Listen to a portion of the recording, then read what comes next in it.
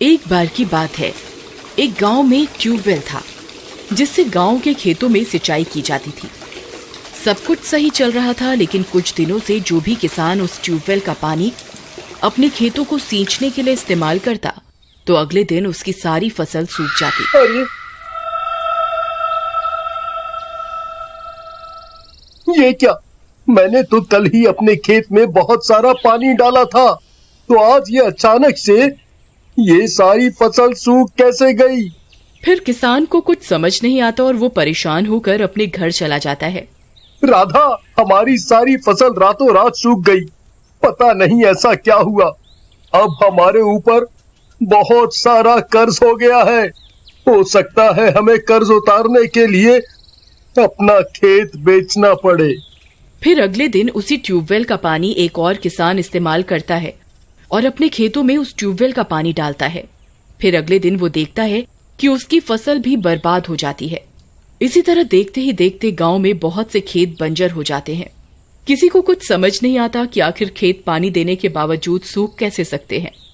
फिर एक रात राधा परेशानी की वजह से अपने घर में इधर उधर टहल रही होती है। तभी उसे ट्यूबवेल के चलने की आवाज आती है। अरे ये क्या? इतनी रात गई, ये ट्यूबवेल किसने चालू किया? फिर वह खिड़की से देखती है तो उसे एक औरत दिखाई देती है जिसने सफेद साड़ी पहनी हुई होती है और वह उस ट्यूबवेल में नहा रही होती है। वह उसकी शक्ल नहीं देख पाती। अरे दैया, ये कैसी औरत है जो रात गए इस ट्यूबवेल में इस तरह नहा रही है? मुझे अभी से वहां से भगाना होगा। फिर राधा हाथ में डंडा लेकर उस ट्यूबवेल की ओर बढ़ती है।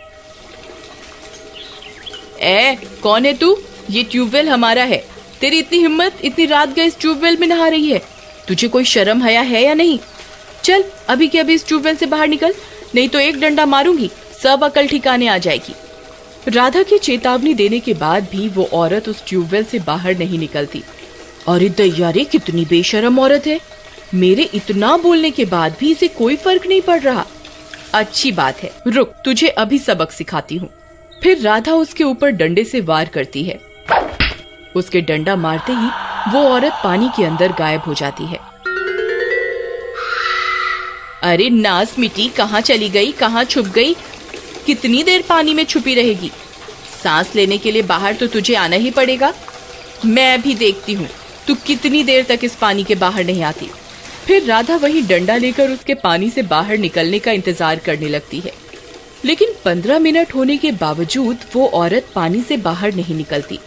अरे दैया रे दैया, ये तो बाहर ही नहीं निकली। कहीं पानी में डूबकर मर तो नहीं गई? हे भगवान, अब मैं क्या करूं? फिर राधा डंडे को पानी के अंदर घुमाना शुरू करती है ताकि उस औरत का पता लग सके। अरे नास मिट्टी, कहाँ गायब हो गई? कहीं तेरे खून के जुर्म में पुलिस मुझे पकड़ कर ना ले जाए।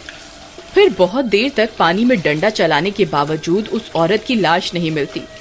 फिर वह डर के मारे भागती हुई वापस अपने घर जाती है और शामू को पूरी बात बताती है। हे भगवान, ये क्या हो गया?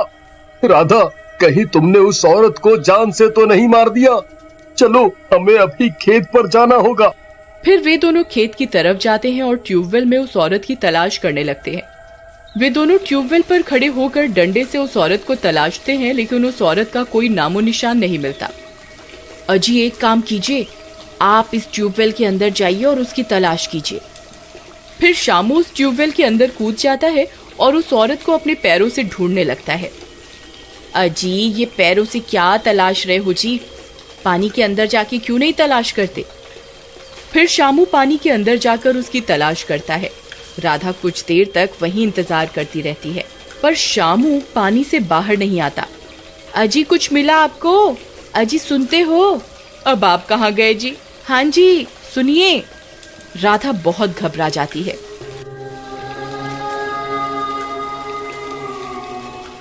हे भगवान, अब ये कहाँ रह गए? अरे मर गई रे, अब तो बहुत देर हो गई। ये इतनी देर बिना सांस लिए कैसे जिंदा रहेंगे? अरे मर गई रे। अजी, सुनते हो? आप कहाँ हो? मुझे अभी किसी को मदद के लिए बुलाना होगा। फिर राधा भागती हुई जाती है और सरपंच का दरवाजा खटखटाती है। अरे सरपंच जी, सुनिए, जल्दी बाहर आइए ना, मैं तो बहुत बड़ी मुसीबत में फंस गई हूँ। अरे क्या हुआ राधा? तुम इतनी घबराई हुई क्यों हो? क्या हुआ? फिर राधा सरपंच को पूरी बात बताती है। ऐसा कैसे हो सकता है? उस ट्यूबवेल की गहराई तो मात्र 4 फुट ही है। भला उसमें कोई कैसे डूब सकता है? चलो मेरे साथ, मैं अभी देखता हूँ कि आखिर माजरा क्या है। फिर सरपंच अपने साथ कुछ गांव वालों को लेकर ट्यूबवेल की ओर चल देता है और कुछ ही देर में वे सब वहां पहुंच जाते हैं। हरिया, जरा ट्यूबवेल में जाके देखो तो क्या गड़बड़ है। फिर हरिया ट्यूबवेल में उतर जाता है। तभी अचानक से हरिया भी ट्यूबवेल के अंदर डूब जाता है और बाहर नहीं आता। उस ट्यूबवेल से डरावनी डरावनी आवाजें आने लगती हैं। अरे मर गई रे सरपंच जी, अब ये हरिया कहाँ रह गया? इतनी देर हो गई, ये बाहर क्यों नहीं आया अब तक? अरे हरिया, तुम कहाँ हो? हरिया, हरिया, क्या तुम मुझे सुन सकते हो? हरिया, अरे कमबख्त, कहाँ मर गया? बाहर क्यों नहीं निकलता? कालू, बहुत देर हो गई, हम और इंतजार नहीं कर सकते, नहीं तो बिना सांस के हरिया मर जाएगा। तुम जल्दी ट्यूबवेल में जाओ और उसे बाहर निकालो, कहीं वह बेहोश ना हो गया हो। सरपंच जी, रामू को बोल दीजिए ना, मुझे थोड़ा जुकाम हो रहा है और पानी भी ठंडा होगा। रामू, अभी के अभी इस ट्यूबवेल में जाओ और हरिया को बाहर निकालो। ठीक है सरपंच जी, जैसी आपकी आज्ञा। फिर इतना बोलकर रामू भी उस ट्यूबवेल में उतर जाता है। तभी उसे एहसास होता है कि कोई उसका पैर अंदर की ओर खींच रहा है। अरे अरे मर गए रे! कौन है भाई? कौन है जो मुझे अंदर खींच रहा है? अरे सरपंच जी, मेरी मदद करो, कोई मुझे इसके अंदर खींच रहा है। छोड़ छोड़ छोड़! फिर देखते ही देखते रामू भी उस ट्यूबवेल के अंदर डूब जाता है और गायब हो जाता है। वे सब लोग एक दूसरे की शक्ल देखते रह जाते हैं। कालू, जरा देख तो सही, क्या हुआ? क्यों रे बुड्ढे, मुझे बेवकूफ समझा हुआ है क्या, जो मैं मरने के लिए इस ट्यूबवेल के अंदर जाऊंगा? दिखाई नहीं दिया क्या इसने किस तरह इतने लोगों को हमारी आंखों के सामने निगल लिया? ये ट्यूबवेल पर जरूर किसी चुड़ैल का साया है, तभी इसका पानी खेतों में डालते ही पूरी फसल बर्बाद हो जाती है। अब मैं यहाँ नहीं रुकने वाला, यहाँ जरूर किसी भूत प्रेत का चक्कर है। वे लोग आपस में बातें कर ही रहे होते हैं कि तभी डरावनी डरावनी आवाजें आने लगती हैं।